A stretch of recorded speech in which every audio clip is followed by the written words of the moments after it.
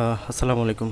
তো আজকে আমরা রাসায়নিক বন্ধন বা কেমিক্যাল বন্ড অধ্যায় শুরু করছি। আমাদের এটা পঞ্চম অধ্যায় রসায়নের। আমরা কিন্তু টানা রিভিশন করে যাচ্ছি, হ্যাঁ। তো এই রাসায়নিক বন্ধন অধ্যায়ে আমরা কি পড়ব? আমাদের এখানে আলোচ্য টপিকের মাঝে আমাদের থাকবে অবশ্যই যোজ্যতা ইলেকট্রন কী, যোজ্যতা ইলেকট্রন কী, যোজনী কী, যোজ্যতা কী, এই টপিকগুলো সম্পর্কে একদম খুঁটিনাটি জানব। মৌলের প্রতীক, যোগমূলকের সংকেত, এগুলোর যোজনী ব্যবহার করে যোগের সংকেত কিভাবে লিখতে হয়। তো আমরা মৌলের প্রতীক এবং সংকেত এগুলো নিয়ে কিছুটা জানি, আমাদের দ্বিতীয় অধ্যায় বা পদার্থের গঠন অধ্যায় পড়তে গিয়ে আমরা পড়েছি। তো এখানে আমরা মূলত এই যে সংকেত, প্রতীক এবং আমরা জানি মৌলের হয় প্রতীক, যোগমূলকের হয় সংকেত, তাই না? যোগের হয় সংকেত, অণুর হয় সংকেত, এই যেগুলো ইউজ করে সাথে যোজনী বিষয়টা যখন আমরা বুঝে যাব তখন এগুলো ইউজ করে কীভাবে একটা যোগের সংকেত লিখতে হয়। মনে করো যে সোডিয়াম ক্লোরাইড, এটা কেন সোডিয়াম ক্লোরাইড আমরা এইভাবে হলো, বা H2SO4 কেন এটা শেপ H2SO4 এইভাবে আমরা লিখলাম, এগুলো আমরা একটু বিস্তারিত জানবো। দেন নিষ্ক্রিয় গ্যাসের স্থিতিশীলতা ব্যাখ্যা। আমরা জানি আমাদের গ্রুপ 18 এর যে মৌলগুলো আছে, আমরা জানি এগুলো হচ্ছে লাস্ট কক্ষপত্রে স্থিতিশীল অবস্থায় থাকে। এগুলো খুব সহজে বিক্রিয়া করে না, খুব সহজে ক্যাটায়নে পরিণত হয় না, খুব সহজে অ্যানায়নে পরিণত হয় না, আয়নিক সমযোজী কোনো বন্ধনেই তারা যাইতে চায় না। এগুলো আমরা একটু পড়ব। দেন আমরা রাসায়নিক বন্ধন পড়ার আগে আমরা দুটো নিয়ম পড়তে হবে, একটা হচ্ছে অষ্টক নিয়ম, একটা হচ্ছে 2 নিয়ম, ঠিক আছে। দেন রাসায়নিক বন্ধন এবং তা গঠনের কারণ, এবং রাসায়নিক বন্ধন আমরা পড়ব, রাসায়নিক বন্ধনের মাঝে যে প্রকারভেদ, ionic Bandhan, সমযোজী Bandhan, দাতব Bandhan, then why এই গঠন সম্পন্ন হয় বা কেন একটা যৌগ বা একটা মৌল রাসায়নিক বন্ধনে যাইতে চাই তার কারণ আমরা ব্যাখ্যা করব। এরপরে আয়ন কিভাবে এবং কেন সৃষ্টি হয় তা আমরা ব্যাখ্যা করতে পারবো। আয়নিক বন্ধনের গঠন প্রক্রিয়া, কিভাবে আয়নিক বন্ধন গঠন হয়, আয়ন এর মাধ্যমে যে বন্ধন, ক্যাটায়ন কি, অ্যানায়ন কি, ক্যাটায়ন কীভাবে ফর্ম হয়, অ্যানায়ন কীভাবে ফর্ম হয়, তার আবার কীভাবে অ্যাকুমুলেট হয়, এই বিষয়গুলো আমরা জানবো। সমযোজী বন্ধন, আয়নিক বন্ধন তো দেখলাম, সমযোজী বন্ধন খাদের মাঝে গঠিত হয়, এগুলো আমরা পড়বো। দেন আয়নিক এবং সমযোজী বন্ধনের সাথে যে গলনাঙ্ক, স্ফুটনাঙ্ক, দ্রাব্যতা, বিদ্যুৎ পরিবাহিতা এবং ক্যালাস গঠনের ধর্ম ব্যাখ্যা করতে পারবো। এই যে আয়নিক কিছু যৌগ পাবো, সমযোজী কিছু যৌগ পাবো, এদের কিছু আবার আলাদা আলাদা বৈশিষ্ট্য আছে। আয়নিক যৌগে মনে করে গলনাঙ্ক বেশি হয়, স্ফুটনাঙ্ক বেশি হয়, দ্রাব্যতা বেশি হয়, বিদ্যুৎ পরিবাহিতা বেশি হয়, ক্যালাস গঠন করে। বাট সমযোজী যৌগের সময় আমরা এগুলা, এই ধর্মগুলো তাদের মাঝে অনেক কম পাবো বা অনেকটাই মিসিং হবে। সর্বশেষ ধাতব বন্ধন সম্পর্কে আমরা ব্যাখ্যা করব। ধাতব বন্ধন বা মেটালিক বন্ড কি, এবং এই যে ধাতব বন্ধনের সাহায্যে কীভাবে বিদ্যুৎ পরিবহন সম্ভব, এগুলো আমরা একটু পড়ব। তো ফার্স্ট অফ অল আমাদের যে আলোচ্য টপিক, সেখানে আমরা পড়ব যোজ্যতা ইলেকট্রন বা ভ্যালেন্সি, হ্যাঁ, ভ্যালেন্সি ইলেকট্রনস। এই যোজ্যতা ইলেকট্রন বিষয়টা কি, তো সংজ্ঞাটা একটু দেখো তো। কোনো মৌলের ইলেকট্রন সর্বশেষ কক্ষপথে যে ইলেকট্রন বা ইলেকট্রন সমূহ থাকে তার সংখ্যাকে যোজ্যতা ইলেকট্রন সংখ্যা বলা হয়। আচ্ছা, সংখ্যাটা খুবই গুরুত্বপূর্ণ, অবশ্যই ভালোভাবে মুখস্থ রাখতে হবে। কোনো মৌলের ইলেকট্রন বিন্যাসে সর্বশেষ কক্ষপথে, আমরা জানি কক্ষপথ কি, অরবিটাল কি, এগুলো আমরা পড়ে আসছি বোর পরমাণু মডেলে। সর্বশেষ কক্ষপথে যে ইলেকট্রন বা ইলেকট্রন সমূহ, ইলেকট্রন একটাও থাকতে পারে, একাধিকও থাকতে পারে, দ্যাটস ওয়াই ইলেকট্রন সমূহ বলেছে। ইলেকট্রন বা ইলেকট্রন সমূহ থাকে, তার সংখ্যাকে, টোটাল মোট সংখ্যাই হচ্ছে যোজ্যতা ইলেকট্রন। এক্ষেত্রে বিজোড় বা অন্য কোনো শব্দ আমরা কিন্তু ইউজ করি নাই, একদম সিম্পল মুদ্রা কথা, যেটা সর্বশেষ কক্ষপথে যত সংখ্যক ইলেকট্রন থাকবে সেটাই হচ্ছে তার যোজ্যতা ইলেকট্রন বা ভ্যালেন্স ইলেকট্রনস। উদাহরণ দেখো, পটাশিয়াম এবং অক্সিজেন ইলেকট্রন বিন্যাসে খেয়াল করো। পটাশিয়াম আমরা যদি ইলেকট্রন বিন্যাস করি, এক্ষেত্রে প্রথম কক্ষপথে 2টা, এরপরে 8টা, এরপরে 8টা, দেন এর পরের কক্ষপথে 1টা।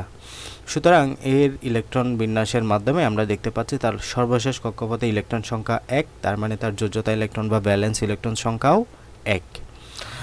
অক্সিজেনের ক্ষেত্রে খেয়াল করো, লাস্ট সেল ইলেকট্রন সংখ্যা 1টা, 2টা, 3টা, 4টা, 5টা, 6টা, তার মানে তার ভ্যালেন্স ইলেকট্রন সংখ্যা কত? 6। এখানে আর কিচ্ছু চিন্তা করতে হবে না, লাস্ট সেলে যতটা ইলেকট্রন পাবা সেই সংখ্যাটাই হচ্ছে তার যোজ্যতা ইলেকট্রন, ঠিক আছে। তো তো এক্ষেত্রে পটাশিয়ামের ক্ষেত্রে আমরা যোজ্যতা ইলেকট্রন পাচ্ছি একটা, অক্সিজেনের ক্ষেত্রে যোজ্যতা ইলেকট্রন পাচ্ছি 6টা, সিম্পল। তাহলে এটা হচ্ছে আমাদের যোজ্যতা ইলেকট্রনের জন্য কথাবার্তা। এবার আসো একটা ছক দেওয়া আছে, এই ছকের মাঝে একটু বিস্তারিত বলা আছে। মূলও দেখো আমাদের এখানে নাইট্রোজেন দেওয়া আছে, নাইট্রোজেন আমরা জানি 7। এই নাইট্রোজেন যখন আমরা ইলেকট্রন বিন্যাস করি 1 square 2 square 1s2 2s2 2p 6 3s2, এভাবে যদি আমরা KLMN কক্ষপথ বা এই যে প্রথম শক্তি স্তর, এই যে দ্বিতীয় শক্তি স্তর, এই যে তৃতীয় শক্তি স্তর, এভাবে যদি তুমি কাউন্ট করো, K শক্তি স্তরে 2টা, ঠিক আছে, L শক্তি স্তর আমরা জানি 5টা, তার মানে এটাই তার সর্বশেষ শক্তি স্তর, সুতরাং এর যোজ্যতা ইলেকট্রন হচ্ছে 5। ফ্লোরিনের ক্ষেত্রে দেখো 9টা, তাহলে এখানে 2 এখানে 7, ঠিক আছে, তাহলে এটাই সর্বশেষ শক্তি স্তর, তাহলে যোজ্যতা ইলেকট্রন 7। ফসফরাস 15, এখানে প্রথম কক্ষপথে 2টা, L কক্ষপথে হচ্ছে 8টা, এবং বাকি যেগুলো থাকবে এগুলো M কক্ষপথে দাও, এবং এটাই হচ্ছে সর্বশেষ শক্তি স্তর, সুতরাং তার যোজ্যতা ইলেকট্রন হচ্ছে 5। ক্লোরিনের ক্ষেত্রে খেয়াল করো,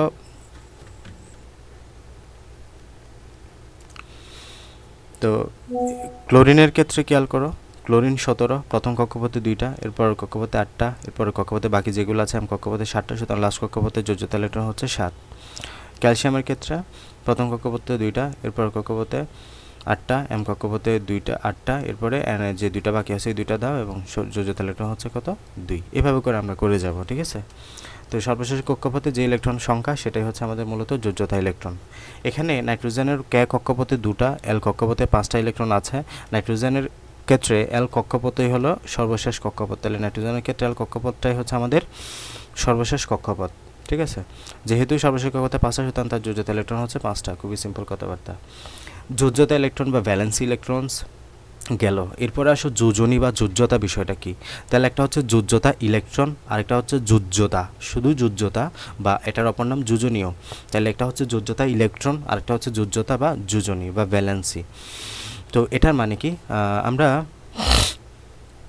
বিভিন্ন মৌলের পরমাণু সময় একে অপরের সাথে সর্বশেষ কক্ষপথে ইলেকট্রন বর্জন বা গ্রহণ বা ভাগাভাগির মধ্যে অনুঘটন করে। আমরা মূলত এটাই দেখব, এর অধ্যায়ে বিস্তারিত এটাই দেখব যে কোনো মৌলের সর্বশেষ কক্ষপথটা মূলত তোমার স্টেবল হইতে চায়, স্থিতিশীল অবস্থা আসতে চায়, যার জন্য তারা ইলেকট্রন গ্রহণ করতে চায়, ইলেকট্রন বর্জন করতে চায় অনেক সময়, আবার অনেক সময় ভাগাভাগি করে তার অনুঘটন করে।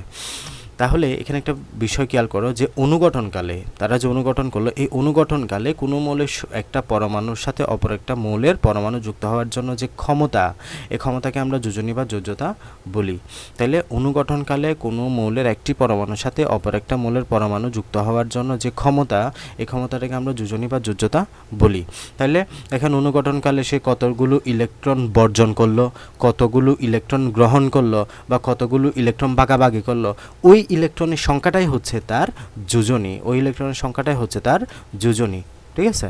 তাহলে অষ্টক ফিলাপের জন্য তুমি যারা একটু গোছায় বলো, অষ্টক ফিলাপের জন্য যতগুলো ইলেকট্রন ত্যাগ করলো, যতগুলো ইলেকট্রন গ্রহণ করলো, কিংবা যতগুলো ইলেকট্রন ভাগাভাগি বা শেয়ার করলো, সেই সংখ্যাটাকে আমরা বলবো যোজনী বা যোজ্যতা। তাহলে যোজ্যতা ইলেকট্রন কি? যোজ্যতা ইলেকট্রন হচ্ছে লাস্ট কক্ষপথে যতটা ইলেকট্রন আছে তার মোট সংখ্যা। আর যোজনী বা যোজ্যতা কি? সর্বশেষ কক্ষপথে অষ্টক ফিলাপের জন্য যতগুলো ইলেকট্রন গ্রহণ বা বর্জন করে সেই সংখ্যাটাই হচ্ছে আমাদের যোজনী বা যোজ্যতা, ঠিক আছে। বা অনুঘটনকালে যতগুলো ইলেকট্রন গ্রহণ বা বর্জন করে বা শেয়ার করে সেটা হচ্ছে তার যোজ্যতা বা যোজনী। হাইড্রোজেনের যোজ্যতা এক দ্বারা হয়, সেমভাবে খেয়াল করো ক্লোরিনের ক্ষেত্রে। তো আমরা জানি হাইড্রোজেনের একটা পরমাণু ক্লোরিনের একটা পরমাণুর সাথে যুক্ত হয় কীভাবে? আমরা জানি ক্লোরিনের লাস্ট কক্ষপথে ইলেকট্রন সংখ্যা কত? 7টা, তাই না? আমি লাস্ট কক্ষপথ থাকতেছি শুধু 2 4 6 7। ক্লোরিনের লাস্ট কক্ষপথে ইলেকট্রন সংখ্যা কত? 7টা। হাইড্রোজেনের লাস্ট কক্ষপথে ইলেকট্রন সংখ্যা কত? 1টা। তো এখানে আমাদের এই যে ক্লোরিনের এই লাস্ট কক্ষপথে এই একটা ইলেকট্রন এবং হাইড্রোজেন একটা ইলেকট্রন পরস্পরের সাথে ইলেকট্রন শেয়ার করে, আলটিমেটলি তারা হাইড্রোজেন 2 এর নিয়ম ফিল আপ করে, ক্লোরিন অষ্টক নিয়ম ফিল আপ করে, ফলে আলটিমেটলি তারা হাইড্রোক্লোরিক অ্যাসিড এভাবে HCl গঠন করে। সেমভাবে H2O বা অক্সিজেনের ক্ষেত্রে খেয়াল করো, আমরা জানি অক্সিজেনের লাস্ট কক্ষপথে ইলেকট্রন কয়টা? 6টা। অক্সিজেনের লাস্ট কক্ষপথে যে 2টা 6টা। এবং আমরা জানি আবার হাইড্রোজেনের লাস্ট কক্ষপথে ইলেকট্রন একটা। এই যে একটা ইলেকট্রন কী করবে? একটা ইলেকট্রন এখানে লাস্ট কক্ষপথে ইলেকট্রনটা শেয়ার করে, আলটিমেট হাইড্রোজেন 2 এর নিয়ম ফিল আপ করে, অক্সিজেন অষ্টকটি ফিল আপ করে, এভাবে H2 গঠিত হয়। তাহলে এই ক্ষেত্রে অক্সিজেন কয়টা ইলেকট্রন শেয়ার করলো? একটা। তাহলে তার অক্সিজেনের যোজনী কত? 1। আবার এই অক্সিজেন হাইড্রোজেন একটা ইলেকট্রন শেয়ার করলো না, তার মানে তার যোজনী বা যোজ্যতা 1। আবার অক্সিজেন কয়টা ইলেকট্রন শেয়ার করলো? এই যেখানে একটা তার, এখানে একটা, দুটা, তার মানে তার কত, যোজনী কত? 2। বুঝে গেছে? তো এই জন্য অক্সিজেনের যোজনী হচ্ছে 2, কারণ অক্সিজেন দুটা ইলেকট্রন তার সাথে শেয়ার করেছে। আবার হাইড্রোজেনের যোজনী 1, কারণ তার একটা ইলেকট্রন তার সাথে শেয়ার করেছে। আবার সোডিয়াম ক্লোরাইডের ক্ষেত্রে একটু খেয়াল করো, সোডিয়ামের লাস্ট সেলে ইলেকট্রন আছে একটা। সোডিয়ামের লাস্ট সেলে ইলেকট্রন আছে কয়টা? একটা। তো এরপরে দ্বিতীয় কক্ষপথে আবার 8টা আছে কিন্তু। ক্লোরিনের ক্ষেত্রে লাস্ট ইলেকট্রন আছে কয়টা? 7টা। ক্লোরিনের ক্ষেত্রে লাস্ট ইলেকট্রন আছে কয়টা? 7টা। এ কী করবে? লাস্ট ইলেকট্রনটা দান করে দিবে। দান করে দিলে সেটা ক্লোরিনকে দিয়ে দিবে।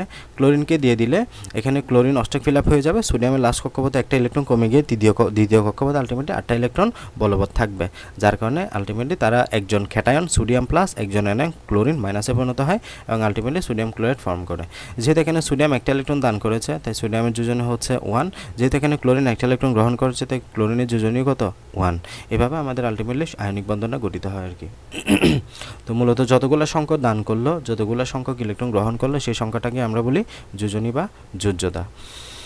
এরপরে একটা পরমাণুর সাথে যতটা অক্সিজেন পরমাণু যুক্ত হয় সেই সংখ্যার দ্বিগুণ করলে ওই পরমাণু যোজনী বা যোজ্যতা হয়। একটা পরমাণুর যতটা অক্সিজেন পরমাণুর সাথে যতটা অক্সিজেন পরমাণু যুক্ত হয় তার সেই সংখ্যার দ্বিগুণ করলে ওই পরমাণুর অক্সিজেন বা যোজনী বা যোজ্যতা হয়। লাইক আমাদের ক্যালসিয়াম এর একটা পরমাণু একটা অক্সিজেন পরমাণুর সাথে যুক্ত হয়ে ক্যালসিয়াম অক্সাইড গঠন করে, কাজে অক্সিজেন পরমাণুর সংখ্যা কত? এখানে 1। অক্সিজেন পরমাণুর সংখ্যা কত? 1। এই সংখ্যাকে 2 দ্বারা গুণ করলে 2 হয় এবং ক্যালসিয়ামের যোজনী হচ্ছে এক্ষেত্রে 2। খেয়াল করো এই জায়গায় যদি আগে একটু বিষয়টা আগে বুঝে নাও তাহলে মনে হয় ভালো হয়। এই জায়গায় ক্যালসিয়ামের লাস্ট সেলে ইলেকট্রন সংখ্যা কত জানো? 2। ক্যালসিয়ামের লাস্ট সেলে ইলেকট্রন সংখ্যা কত? 2। ক্যালসিয়ামের লাস্ট সেলে ইলেকট্রন সংখ্যা কত? 2। অক্সিজেনের লাস্ট সেলে ইলেকট্রন সংখ্যা কত? 6। 2 4 6। তো এই যে ক্যালসিয়াম চাইবে সেই ইলেকট্রন দান করে দিতে, ইলেকট্রন দান করে সে ক্যালসিয়াম 2+ আয়নে পরিণত হবে। অক্সিজেন চাইবে সেই ইলেকট্রন গ্রহণ করে এই যে দুইটা বাকি ইলেকট্রনটা ফিল আপ করতে, তাহলে সেই ইলেকট্রন গ্রহণ করে O2 মাইনাসে পরিণত হবে। আলটিমেটলি তারা এভাবে ইলেকট্রন দান করে এই যে ক্যালসিয়াম 2+ এবং O2 মাইনাস পরস্পরের সাথে এই যে ক্যালসিয়াম এবং অক্সিজেন যৌগ গঠন করে ক্যালসিয়াম অক্সাইড যৌগ গঠন করে। হ্যাঁ, তো এই যে ক্যালসিয়াম অক্সাইড এই যৌগটা গঠন করে। ক্যালসিয়াম অক্সাইড এই যৌগের মাঝে খেয়াল করো, এখানে আমরা জানি যোজনী যখন আমরা যদি আসলে বিস্তারিত যাচ্ছি কীভাবে লিখতে হয়। এই যে যোজনী যখন আমরা লিখি, যে যার যোজনীকে আমরা আড়াআড়ি গুণ হিসেবে লিখি। এই যে অক্সিজেনের যোজনীটা আমরা ক্যালসিয়ামের নিচে লিখি, ক্যালসিয়ামের যোজনীটা আমরা এই অক্সিজেনের নিচে লিখব। বাট এক্ষেত্রে যেহেতু আমরা একই সংখ্যা 2 2 উভয়কে আমরা 2 দ্বারা ভাগ করে দিতে পারি, যেহেতু একই সংখ্যা দ্বারা ভাগ যাচ্ছে, ভাগ করলে 1 1 হবে, আলটিমেটলি ক্যালসিয়াম অক্সাইডটা থাকে আর কি। তো এইভাবে আমরা ক্যালসিয়াম অক্সাইডটা তৈরি করি। এক্ষেত্রে আমরা দেখতে পাচ্ছি ক্যালসিয়ামের যোজনী 2, অক্সিজেনের যোজনীও 2। তবে এক্ষেত্রে আরেকটা নিয়মে আমরা এটা বের করতে পারি, এটা যা করেছি তার ঠিক উল্টা। তাহলে এখানে খেয়াল করো তো, আমরা এখানে আলটিমেটলি কী পেয়েছি? Ca2 পেয়েছি, U2 পেয়েছি। এখান থেকে আমরা এই Ca2টা কীভাবে পেয়েছি? আমরা Ca2 পেয়েছি এখানে 2 দ্বারা ভাগ করে। আমরা জানি এখানে উভয় 2, যেহেতু আমরা উভয় পক্ষে 2 দ্বারা ভাগ করে দিয়েছি। 2 দ্বারা ভাগ করলে এটা 1 হয়ে যাবে, এটা 1 হয়ে যাবে, Ca2 পেয়ে যাচ্ছি। তো আমরা যদি তাহলে আমরা এই সংকেত থেকে তোমার এখন মনে হচ্ছে ক্যালসিয়ামের যোজনী মনে হয় 1, অক্সিজেনের যোজনী মনে হয় 1। নো, এখানে আমরা এটা পেয়েছি এই ক্যালকুলেশন করার পরে। তবে এর আগে আমাদের এই লাইনে ফেরত যেতে হবে না, আমাদের যখন এই যৌগটায় দেয়া থাকবে ক্যালসিয়াম অক্সাইড। তো মনে করো তোমাকে এখন ক্যালসিয়াম অক্সাইড দেওয়া আছে, ক্যালসিয়াম অক্সাইড দেওয়া থাকলে তোমাকে বের করতে বলছে মনে করো ক্যালসিয়ামের যোজনী কত। তাহলে তোমাকে কী করে বের করতে হবে? এই যে এখানে আগে কত ছিল সেটা একটু বের করে ফেলতে হবে। এটা বের করার নিয়ম হচ্ছে, তুমি এখানে 2 দ্বারা ভাগ দিছো না, এখন 2 দ্বারা গুণ দাও। এখানে কত আছে? 1। 1কে 2 দ্বারা গুণ দিলে কত হয়? 2 কে 2। এখানে কত আছে? 1। 1কে 2 দ্বারা গুণ দিলে কত হয়? 2 কে 2। মানে এখানে আমি 2 দ্বারা ভাগ করে এটাকে 1 করছি, আবার এই লাইনে এসে 2 দ্বারা গুণ করে এটা আবার আগের লাইনে ফিরে যাচ্ছি। বিষয়টা কি? তো এখন আমরা জানি আড়াআড়ি খেয়াল করো, এই ক্যালসিয়ামের যোজনী হচ্ছে এই ক্ষেত্রে 2, অক্সিজেনের যোজনী হচ্ছে এই ক্ষেত্রে 2। এভাবে আমরা এই যে যোজনীটা বের করতে পারি। এরপর আসো, কিছু মূলের একাধিক যোজনী থাকে। আমরা কিছু মূলে দেখব একাধিক যোজনী থাকবে। কোনো মূলের একাধিক যোজনী থাকলে সেই মূলের যোজনীকে পরিবর্তনশীল যোজনী বলা হয়। তাহলে পরিবর্তনশীল যোজনী কাকে বলে? যখন কোনো মূলের একাধিক যোজনী থাকবে তখন তাকে আমরা বলি পরিবর্তনশীল যোজনী। আয়রনের ক্ষেত্রে আমরা পরিবর্তনশীল যোজনী দেখি, একটা হচ্ছে 2, একটা হচ্ছে 3, তাহলে আসে পরিবর্তনশীল যোজনী আয়রনের ক্ষেত্রে কত 2 এবং 3। এবং কোনো মৌলের যে সর্বোচ্চ যোজনী এবং সক্রিয় যোজনীর পার্থক্যকে ওই মৌলের সুপ্ত যোজনী বলা হয়। সক্রিয় যোজনী মানে কি, তোমাকে যেই যৌগটা দেওয়া থাকবে ওই যৌগের মাঝে তার যোজনী কত সেটাই হচ্ছে তার সক্রিয় যোজনী। আই রিপিট, তোমাকে যেই যৌগটা দেওয়া থাকবে সেটাই হচ্ছে তার, তোমাকে যে যৌগটা দেওয়া থাকবে ওই যৌগে যে যোজনীটা দেওয়া থাকবে সেটাই হচ্ছে তার সক্রিয় যোজনী। এবং সর্বোচ্চ যোজনী কত, একটা মুখস্থ রাখতে হবে, আয়রনের সর্বোচ্চ যোজনী কত 3, আয়রনের সর্বোচ্চ যোজনী কত 3। তাহলে কোনো মৌলের সর্বোচ্চ যোজনী এবং সক্রিয় যোজনীর পার্থক্যকে আমরা সুপ্ত যোজনী বলি। সুপ্ত যোজনীর সংজ্ঞাটা আসে পরীক্ষায়। সুপ্ত যোজনী কাকে বলে? কোনো মৌলের সর্বোচ্চ যোজনী এবং সক্রিয় যোজনীর পার্থক্যকে আমরা বলি সুপ্ত যোজনী। কোনো মৌলের সক্রিয় যোজনী, সর্বোচ্চ যোজনী এবং সর্বোচ্চ যোজনী এবং সক্রিয় যোজনীর পার্থক্যকে আমরা বলি সুপ্ত যোজনী। এবার তাহলে সর্বোচ্চ যোজনী তো বুঝলাম, সর্বোচ্চ যোজনী মানে যেটা সর্বোচ্চ পরিমাণে থাকবে, মুখস্থ রাখতে হবে এটা। আর সক্রিয় যোজনী মানে কোনটা? তোমাকে যে যৌগটা দেওয়া থাকবে সেই যৌগে মৌলের যে যোজনীটা হবে সেটাই হচ্ছে তার সক্রিয় যোজনী। উদাহরণ খেয়াল করো, তোমাকে আয়রন ক্লোরাইড দেওয়া আছে, আয়রন ক্লোরাইড যৌগে আয়রনের সক্রিয় যোজনী 2, তাহলে বললাম কি যে যৌগ দেওয়া থাকবে এই যৌগে মৌলের যে যোজনী এটাই হচ্ছে তার সক্রিয় যোজনী। মৌল যখন দেওয়া আছে আয়রন ক্লোরাইড, তাহলে আয়রন ক্লোরাইডের যোজনী কেমন বুঝতেছে? আয়রনের যোজনীটা 2 হিসেবে নিচে আসছে না, তার আয়রনের যোজনী কত +2, তার আয়রনের যোজনী কত 2। এবং তাহলে এখানে আয়রনের সুপ্ত যোজনী বের করো। আবার আমরা জানি আয়রনের আরেকটা যোজনী আছে যেটা হচ্ছে সর্বোচ্চ তার 3 - 2 করলে কত 1, তার মানে আয়রনের আমাদের এখানে সুপ্ত যোজনী কত 1। আবার মনে করো তোমাকে দেওয়া আছে FeCl3 আয়রন যে ফেরিক ক্লোরাইড, তো এক্ষেত্রে আবার বের করো। এক্ষেত্রে আমরা জানি আমাদের যে যৌগটা দেওয়া আছে এই যৌগে আমাদের আয়রনের যোজনী কত, এই যৌগে আয়রনের যোজনী হচ্ছে 3। কেমনে? এই যে আর হিসাব করছি, এই ক্লোরিনের যোজনী কিছু নয় মানে 1, আয়রনের যোজনী এখানে 3 আছে, তো আয়রনের যোজনী 3। আবার আয়রনের একটা যোজনী আছে যেটা হচ্ছে সর্বোচ্চ, সেটা হচ্ছে আবার 3 মানে C = কত হয় 0। তার মানে এক্ষেত্রে আমাদের আয়রন ক্লোরাইডের ক্ষেত্রে সুপ্ত যোজনী হচ্ছে 0। আশা করি বুঝতে পারছো। আমি আবার রিপিট করছি, সুপ্ত যোজনী হচ্ছে কোনো মৌলের সর্বোচ্চ যোজনী এবং সক্রিয় যোজনীর মধ্যে যে পার্থক্য এটাকে আমরা বলি সুপ্ত যোজনী। কোনো মৌলের সর্বোচ্চ যোজনী এবং সক্রিয় যোজনীর যে পার্থক্য সেটাকে বলা হয় সুপ্ত যোজনী। সর্বোচ্চ যোজনী মানে সেটা তোমাকে মুখস্থ রাখতে হবে কোনটার কোন যোজনী, যদি একটা চার্ট মোস্ট প্রবলেম আমাদের দেওয়া থাকবে এটার কোন যৌগের কোন যোজনী। দেন সক্রিয় যোজনী মানে কি, তোমাকে যে যৌগটাই দেয়া থাকবে ওই যৌগে ওই মৌলের যে যোজনী সেটাই হচ্ছে তার সক্রিয় যোজনী। একটা থেকে একটা বিয়োগ দিলে যেটা পাবা সেটাকে বলা হচ্ছে সুপ্ত যোজনী। তো এখানে আমাদের একটা মৌলের যোজনী চার্ট দেওয়া আছে। হাইড্রোজেন মৌলের যোজনী হচ্ছে 1, ফ্লোরিন যোজনী মানে এটা তো আসলে মুখস্থ রাখার বিষয় না, তুমি যদি পর্যায় একটু মনে রাখতে পারো। গ্রুপ 1-এর মৌলগুলো কি? গ্রুপ 1-এর মৌলগুলো আমরা জানি লাস্ট কক্ষপথে কয়টা ইলেকট্রন আছে? একটা। তার মানে গ্রুপ 1-এর সকল মৌলের যোজনী 1, এটা একদম মুখস্থ। গ্রুপ 1-এর লাস্ট কক্ষপথে একটা করে ইলেকট্রন আছে। আবার বলতেছি, গ্রুপ 1-এর লাস্ট কক্ষপথে একটা করে ইলেকট্রন আছে। তারা যদি বন্ধন গঠনে যায় তাহলে তারা একটা ইলেকট্রন দান করে সবসময়। যেহেতু তারা একটা ইলেকট্রন দান করে তাই তাদের সবার যোজনী হলো 1। গ্রুপ 2-এর লাস্ট কক্ষপথে ইলেকট্রন সংখ্যা হলো 2। গ্রুপ 2-এর লাস্ট কক্ষপথে ইলেকট্রন সংখ্যা হলো 2। যখন তারা বন্ধন গঠন অংশগ্রহণ করে তারা সব সময় ওই 2টা ইলেকট্রন দান করে, ফলে গ্রুপ 2-এর যোজনী সংখ্যা হলো 2। গ্রুপ 2-এর যোজনী সংখ্যা হলো 2। এভাবে যদি মাথায় রাখো তোমাকে অনেক বেশি মুখস্থ রাখতে হবে না। গ্রুপ 1-এর কী কী মূল আছে? ওই যে লিনাকে রুবিসেসে ফেলেছে, লিথিয়াম, সুবিডিয়াম, রুবিডিয়াম, সেজিয়াম, যা যা আছে একদম সব, লিথিয়াম, সোডিয়াম, পটাশিয়াম, তাহলে অনেকগুলো মূল মুখস্থ হয়ে গেলো।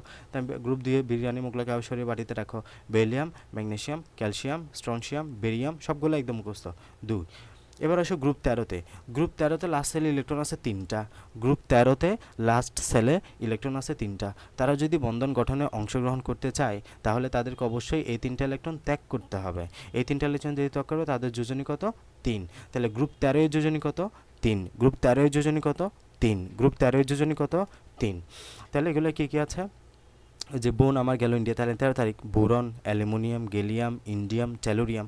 এবার আসো গ্রুপ 14। গ্রুপ 14-এর ক্ষেত্রে আমরা একটু কনফিউজড। এখানে আসলে লাস্ট কক্ষপথে ইলেকট্রন আছে 4টা। তারা যখন আমাদের কামাল শীঘ্র জিনিয়াস স্যার পাবে, কার্বনের ক্ষেত্রে আমরা 4 বলি যোজনী, সিলিকনের ক্ষেত্রে আমরা 4 বলি, মানে তারা ম্যাক্সিমাম ক্ষেত্রে ইলেকট্রন শেয়ার করে, সমযোজী বন্ধনে অংশগ্রহণ করে, যার জন্য আমরা তাদের যোজনীকে 4 বলি, যার জন্য তাদের যোজনীকে 4 বলি। সমযোজী কার্বন সমযোজী বন্ধনে শেয়ার করলে তার যোজনী আমরা 4 দেখব।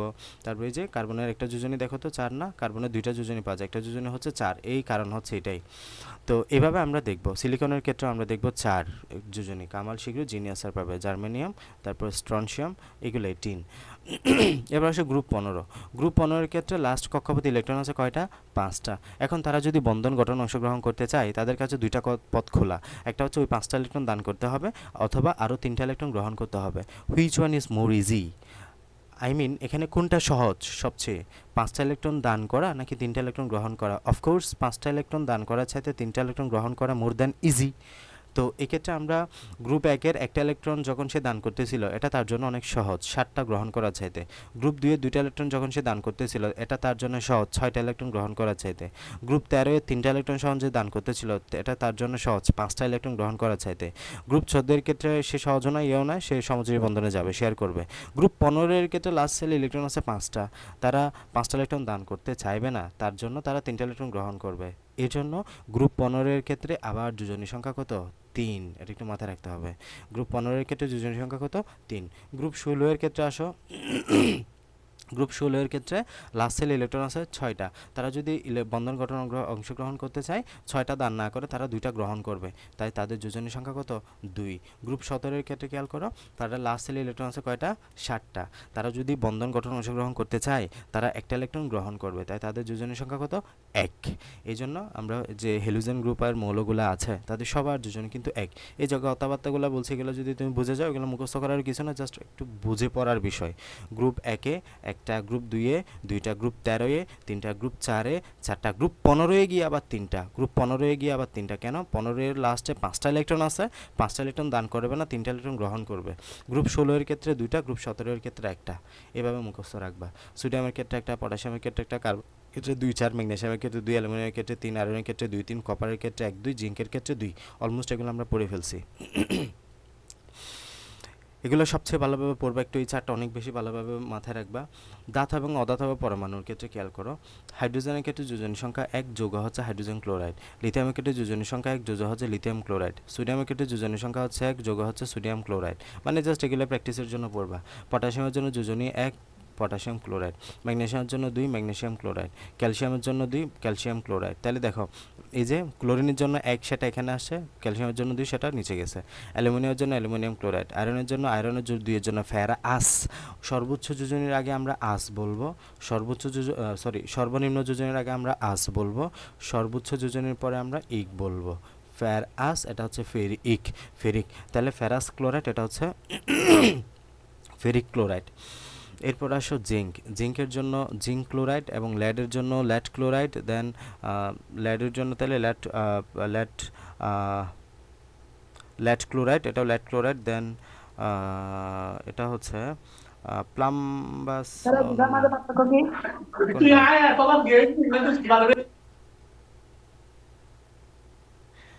দেন অ্যামোনিয়ার জন্য আমরা, নাইট্রোজেনের জন্য 3টা যোজনী, 2টা যোজনী পাবো সচরাচর, 3 এবং 5। তো নাইট্রোজেন, হ্যাঁ স্যার ল্যাড দুইটার মাঝে পার্থক্য কি? ল্যাড একটা যোজনে হচ্ছে 2, একটা যোজনে হচ্ছে 4, এবং এটাকে কি যেন, দাঁড়াও, এখানে আমরা ল্যাড ডাইক্লোরাইড, ল্যাড টেট্রাক্লোরাইড এভাবে বলবো। হ্যাঁ, যদি এখানে ইক বসানোর মানে বসানো যাচ্ছে না, যদি বসানোর নাম থাকে তাহলে আমি নিশ্চয়ই জানাবো। তবে আপাতত এটা জানো যে ল্যাড ডাইক্লোরাইড, এটা হচ্ছে ল্যাড টেট্রাক্লোরাইড, মানে 2টা আছে, এখানে 3টা আছে। বাট এক্ষেত্রে আমরা এটা বলি না, এক্ষেত্রে ফেরাস ক্লোরাইড দেন ফেরিক ক্লোরাইড এইভাবে আমরা বলে দিই, ঠিক আছে। তো এটা হচ্ছে ল্যাড ডাইক্লোরাইড, এটা হচ্ছে ল্যাড টেট্রাক্লোরাইড। দেন নাইট্রোজেনের ক্ষেত্রে একটা হচ্ছে 3, একটা হচ্ছে 5, একটা হচ্ছে অ্যামোনিয়া, একটা হচ্ছে ডাইনাইট্রোজেন পেন্টক্সাইড, এভাবে বলবা ডাইনাইট্রোজেন পেন্টক্সাইড, আর এটা হচ্ছে অ্যামোনিয়া, ঠিক আছে। এরপরে সিলভারের জন্য সিলভার ক্লোরাইড পাবা, ফ্লোরিনের জন্য সোডিয়াম ফ্লোরাইড পাবা, দেন ক্লোরিনের জন্য সোডিয়াম ক্লোরাইড পাবা, ব্রোমিনের জন্য সোডিয়াম ব্রোমাইড পাবা, আয়োডিনের জন্য সোডিয়াম আয়োডাইড পাবা, বোরনের জন্য বোরন ট্রাইক্লোরাইড পাবা, দেন ফসফরাসের জন্য ফসফরাস ট্রাইক্লোরাইড পাবা। দেন ফসফরাস যখন 5 হবে তখন আমরা ফসফরাস পেন্টাক্লোরাইড পাবো।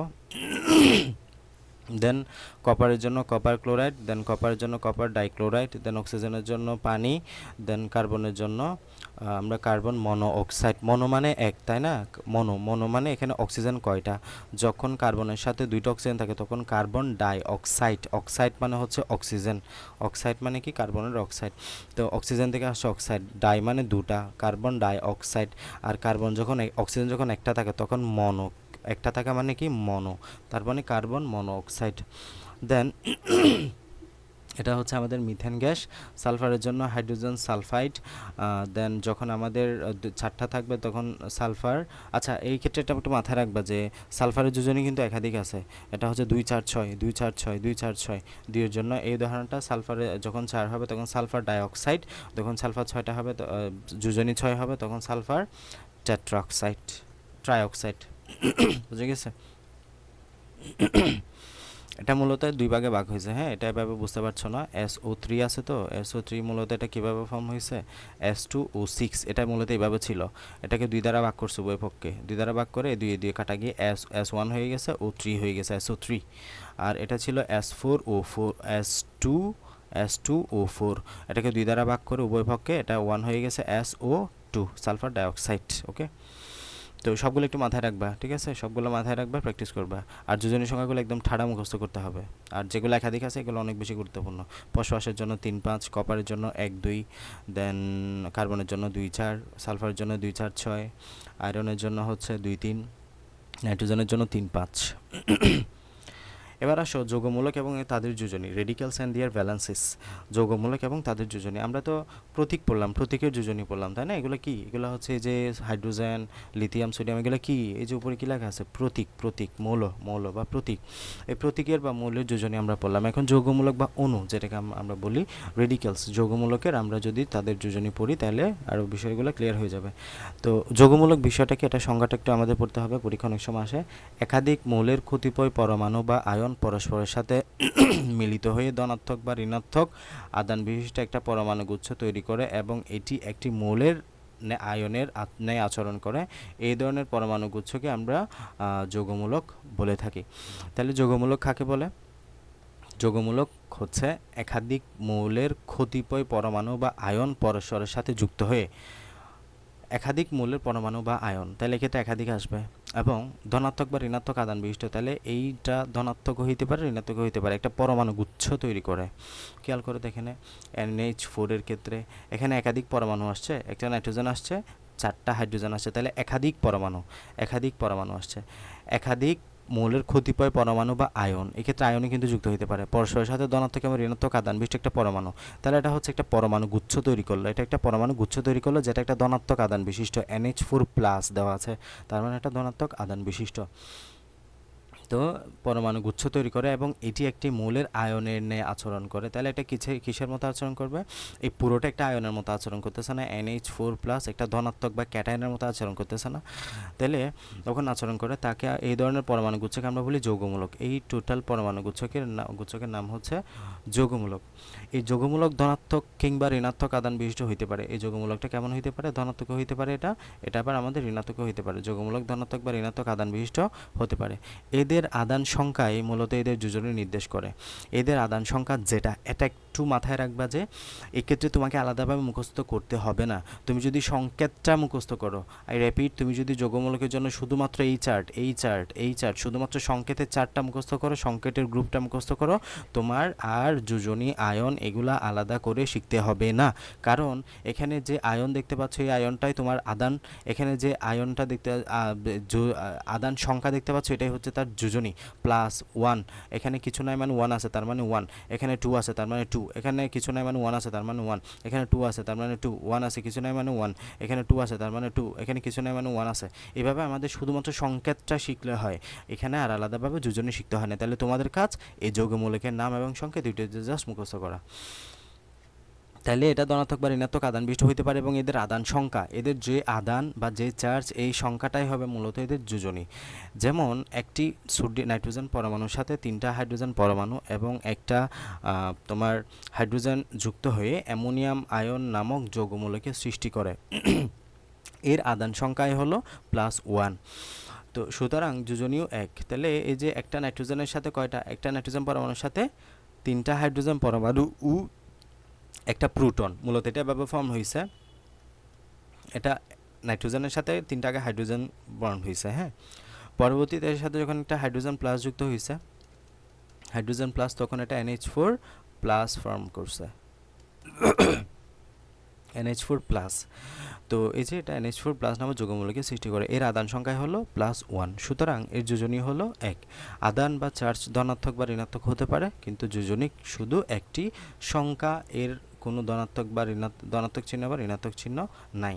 তাহলে খেয়াল করো, আদান কিন্তু ধনাত্মক হইতে পারে আবার ঋণাত্মক হইতে পারে। এই যে আদান ধনাত্মক বা ঋণাত্মক চার্জ হইতে পারে, কিন্তু যোজনী হচ্ছে শুধুমাত্র একটা সংখ্যা, এর কোনো চার্জ নাই। খেয়াল করো তো, এই যে আদানের জন্য তুমি লিখতেছো +1, বাট যোজনী লেখার সময় শুধু 1, প্লাস মাইনাস কিচ্ছু লিখতেছো না।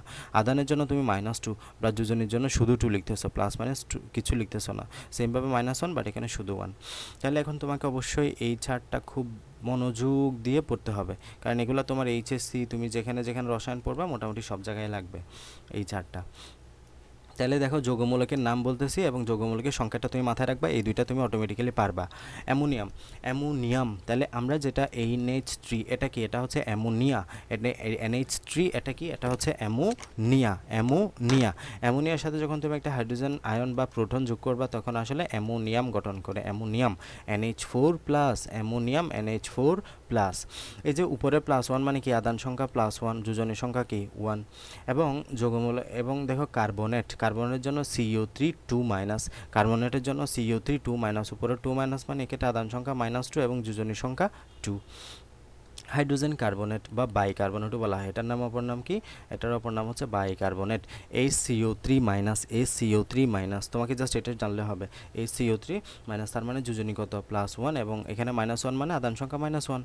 Sulphate, sulphate SO4 2-, SO4 2-, SO4 2-, SO4 2-, SO4 2-, যখন সালফাইড বলবা তখন SO3 2-, যখন সালফেট বলবা SO4 2-, যখন সালফাইড তখন SO3 2-, যখন সালফেট বলবা SO4 2-, যখন সালফাইড বলবা তখন SO3 2-, ঠিক আছে।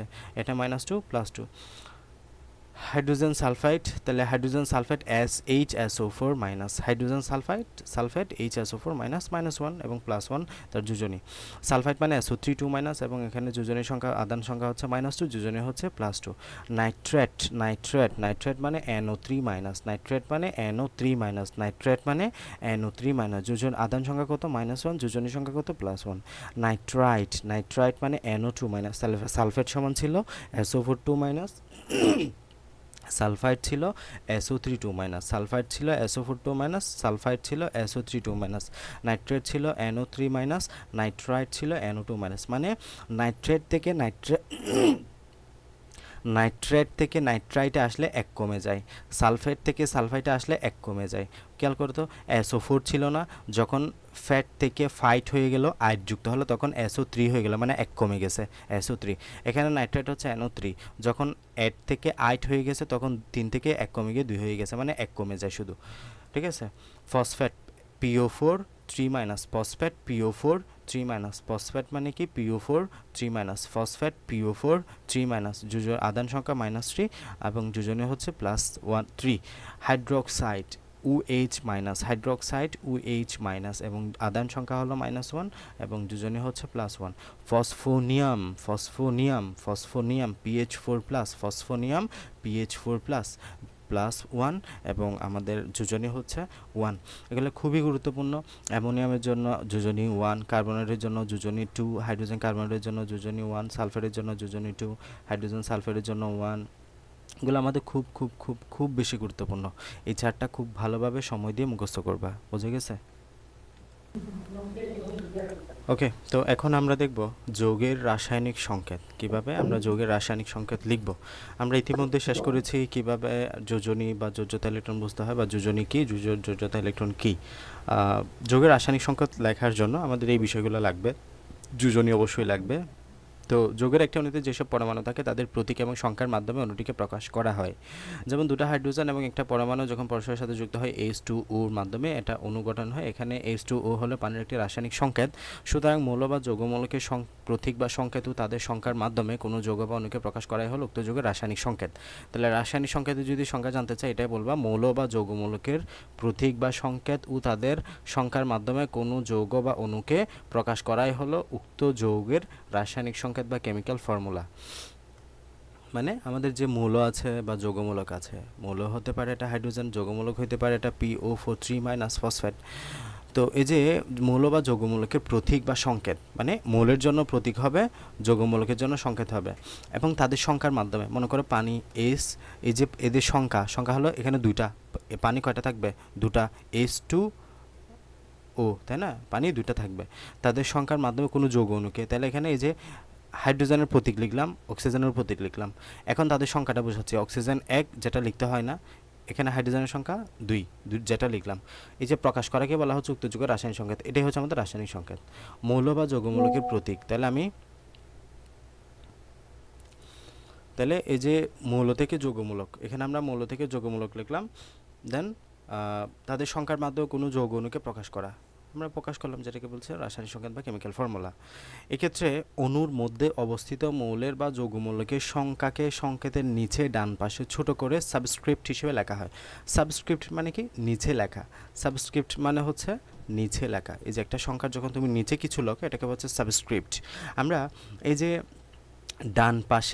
ডান পাশে নিচে সাবস্ক্রিপ্ট আকারে লিখি ওই যে মূলের সংখ্যাটাকে। রাসায়নিক সংকেত লেখার জন্য কিছু নিয়ম ফলো করতে হয়, যদি আসলে রাসায়নিক সংকেত তোমরা লিখো, বাট আমরা নিয়মগুলো যদি একটু জানি মনে হয় ভালো। তো প্রথম নিয়ম যেটা আছে, কোনো মৌলের একটা অণুতে যতগুলো পরমাণু থাকে তার সংখ্যাটি নিজের হরফে মৌলটির প্রতীকের ডান পাশে নিচে ছোট করে লিখতে হবে। যেমন নাইট্রোজেন অণুতে দুটা পরমাণু থাকে, তাই নাইট্রোজেন অণুর সংকেত হলো N2, যেহেতু আমরা নাইট্রোজেনের দুটা পাই তাই N2 লিখি নিচে। ওজনের ক্ষেত্রে 3টা অক্সিজেন পরমাণু থাকে তাই O3। কিছু মৌল অণু গঠন করে না তাই তাদেরকে শুধু প্রতীক দিয়ে বোঝানো হয়। মানে কিছু মৌল আমাদের অনুগঠন করে না, মনে করো আয়রন তো অনুগঠন করছে না নিজে নিজে, আয়রন 2টা 3টা মিলে F2 F3 এভাবে তো গঠন করছে না, তাই তাদেরকে আমরা শুধু কি লিখি, F লিখি। আবার নিষ্ক্রিয় গ্যাসগুলো কখনো তো অনুগঠনই করে না, এই যে হিলিয়াম, নিয়ন, আর্গন, ক্রিপ্টন, জ্যানন, রেডন, এরা কখনো অণুই গঠন করে না, তাদেরকে আমরা সিম্পল এরকম করে লিখি, জাস্ট প্রতীক আকারে লিখে ফেলি। এবার আসো 2 নম্বর নিয়মে কি কি পড়বো। কখনো কখনো কোনো যৌগের অণু দুটা ভিন্ন মৌলের পরমাণু দিয়ে গঠিত হয়। আমরা কখনো দেখবো যে কোনো যৌগের অণু দুটা ভিন্ন মৌলের পরমাণু দিয়ে গঠিত হচ্ছে। এই যে H2O, এই দুটা কি দিয়ে গঠিত হয়েছে, একটা হাইড্রোজেন পরমাণু একটা অক্সিজেন পরমাণু, তার ভিন্ন মৌল না। বাট অক্সিজেন গ্যাসটা দেখো তো, এটা একটা অণু, অক্সিজেন গ্যাসটা একই রকমের দুটা পরমাণু নিয়ে গঠিত হয়েছে, একই রকম দুটাই অক্সিজেন। বাট পানির ক্ষেত্রে খেয়াল করো, একটা হাইড্রোজেন একটা অক্সিজেন, দুটা হাইড্রোজেন একটা অক্সিজেন, তার মানে ভিন্ন রকম। এই যে দুটা ভিন্ন মৌলের পরমাণু দিয়ে গঠিত হতে পারে, তাদেরকে যোজনী যদি সাধারণ সংখ্যার দ্বারা বিভাজ্য না হয়, সাধারণ সংখ্যা দ্বারা বিভাজ্য মানে ওই যে বুঝাইলাম, যখন মনে করো এখানে তোমার আচ্ছা ওই যে কাটাকাটি যাচ্ছিল, আমাদের কই দেখালাম, এটা অনেক উদাহরণ দিয়ে দেখালাম এ পর্যন্ত, নিচে এই যে মনে করে ক্যালসিয়াম টু O2, এখানে সাধারণ সংখ্যা কত, 2, এই 2 দ্বারা কিন্তু বিভাজ্য হচ্ছে, উভয় সাধারণ সংখ্যা দ্বারা বিভাজ্য, তার মানে ক্যালসিয়াম অক্সাইড, তাহলে এক্ষেত্রে বিভাজ্য হচ্ছে। যদি এক্ষেত্রে বিভাজ্য না হয় তাহলে যেটা আছে ওটাই লিখে দিবা, যে তাহলে দুটা মৌলের প্রতীক পাশাপাশি লিখে একটি মৌলের প্রতীকের পাশে অন্যটির যোজনী লিখতে হয়। তাহলে আমরা কি করি, অ্যালুমিনিয়ামের ক্ষেত্রে খেয়াল করো, এই যে অ্যালুমিনিয়াম অক্সাইড Al2O3, এই অ্যালুমিনিয়ামের যোজনী লিখলাম অক্সিজেনের নিচে, অক্সিজেনের যোজনী লিখলাম অ্যালুমিনিয়ামের নিচে। একটি যোজনী অন্য মৌলের পাশাপাশি বা নিচে আমাদের নিচে লিখতে হয়। যেহেতু অ্যালুমিনিয়ামের যোজনী 3, অক্সিজেনের যোজনী 2, যোজনী দুটা সাধারণ কোনো সংখ্যা দ্বারা বিভাজ্য না, তুমি এখানে উভয় পক্ষে 2 দ্বারা ভাগ করতে পারবে না, কারণ 2কে 2 দ্বারা ভাগ করলেও 3কে আবার 2 দ্বারা ভাগ যাবে না, তার মানে তুমি এই 2 এবং 3 রেখে দিতে হবে। যদি অ্যালুমিনিয়াম এবং অক্সিজেন দ্বারা গঠিত কোনো যৌগের রাসায়নিক সংকেত লিখতে হয়, অ্যালুমিনিয়াম প্রতীক অ্যালুমিনিয়ামের নিচের দিকে ডান পাশে অক্সিজেনের যোজনী ছোট করে লিখতে হবে, এবং অক্সিজেনের প্রতীক আমাদের O এর নিচে বা 0 এর O এর নিচে নিচের দিকে ডান পাশে অ্যালুমিনিয়াম যোজনী ছোটো করে লিখতে হবে, যেটা বললাম অ্যালুমিনিয়াম যোজনী লিখবা অক্সিজেনের নিচে, অক্সিজেনের যোজনী লিখবা অ্যালুমিনিয়ামের নিচে। অনুরূপভাবে ক্যালসিয়াম ক্লোরাইড যখন তুমি বলবা, এই যে ক্যালসিয়াম ক্লোরাইড, ক্যালসিয়ামের যোজনী কত, 2, এই যে ক্লোরিনের নিচে লিখলা, ক্লোরিনের যোজনী কত, 1, সেটা ক্যালসিয়ামের নিচে লিখলা, বাট 1 সচরাচর লিখতে হয় না, সুতরাং ক্যালসিয়াম ক্লোরাইডের যোজনী হচ্ছে CaCl2, এই একটা লিখতে হয় না। একটা লিখতে হয় না বলে আমরা CaCl2 এভাবে লিখি। ম্যাগনেসিয়াম এর জন্য ম্যাগনেসিয়াম ফসফেটের ক্ষেত্রে খেয়াল করো, ম্যাগনেসিয়াম ফসফেটের সংকেত তাহলে ম্যাগনেসিয়াম ফসফেট কীভাবে লিখবা? ম্যাগনেসিয়ামের সংখ্যা যোজনী হচ্ছে 3, PO4 কত লেখো? ফসফেটের সংকেত একটু আগে পড়ে আসছো, PO4 3 না, তার মানে ফসফেটের যোজনী কত? 3। যখন তুমি ম্যাগনেসিয়াম ফসফেটকে লিখবা, এই যে এটা একটা কিন্তু যৌগমূলক, যৌগমূলককে আমরা ব্র্যাকেটের ভিতর দিয়ে লিখতে হয়, যৌগমূলককে ব্র্যাকেটের ভিতর দিয়ে লিখতে হয়। এই যে যৌগমূলককে ব্র্যাকেটের ভিতরে রাখলাম, এখন যোজনী হিসাব করো। ম্যাগনেসিয়াম যোজনী 2 যেটা ফসফেটের নিচে লিখলাম, ফসফেটের যোজনী 3 সেটা ম্যাগনেসিয়ামের নিচে লিখলাম, Mg3PO4 হোল 2। তাহলে এই যে Mg3PO4 হোল 2। এখানে উল্লেখ্য যে কোনো যৌগমূলক একাধিক সংখ্যা থাকলে যৌগমূলকটি প্রথম বন্ধনের মধ্যে রেখে তারপর সংখ্যা লিখতে হয়। এই যে যৌগমূলকের জন্য যখন আমরা একাধিক সংখ্যা পাচ্ছি তখন তাদেরকে ব্র্যাকেটের ভিতরে রাখতে হয়। অ্যামোনিয়াম ফসফেট, তাহলে দেখো অ্যামোনিয়াম NH4+ না, তার মানে অ্যামোনিয়ার যোজনী কত? 1। PO4 3 না, তার মানে ফসফেটের যোজনী কত? 3। এগুলো একদম মুখস্থ রাখতে হবে কিন্তু ওই চারটা। দেন পাশাপাশি লিখো NH4 ব্র্যাকেট দিতে হবে আমরা জানি, দেন PO4 ব্র্যাকেট দিতে হবে আমরা জানি, PO4 3, এই যে ফসফেটের যোজনী কত? 3, এই 3টা লিখবা অ্যামোনিয়ামের নিচে, NH4 1, এই 1টা লিখবা এখানে, এটা লিখতে হয় না, এই জন্য আমরা এভাবে লিখে দিই। অ্যালুমিনিয়াম সালফেট, অ্যালুমিনিয়ামের যোজনী কত? 3 না, এই 3টা লিখবা সালফেটের নিচে, এবং SO4 2- SO4 এর যোজনী কত? সালফেটের যোজনী কত? 2, এই 2টা লিখবা অ্যালুমিনিয়ামের নিচে। এভাবে করে আমরা সংকেত লিখি। এবার আসো ওই যে ভাগ করা, যদি কোনো মৌলের যোজনী সাধারণ সংখ্যা দ্বারা বিভাজ্য হয়, কোনো যদি সাধারণ সংখ্যা দ্বারা বিভাজ্য হয় তাহলে যোজনীগুলো সেই সাধারণ সংখ্যা দিয়ে ভাগ করে মৌলের পাশে পূর্বের নিয়মে ভাগফলটিকে লিখতে হয়।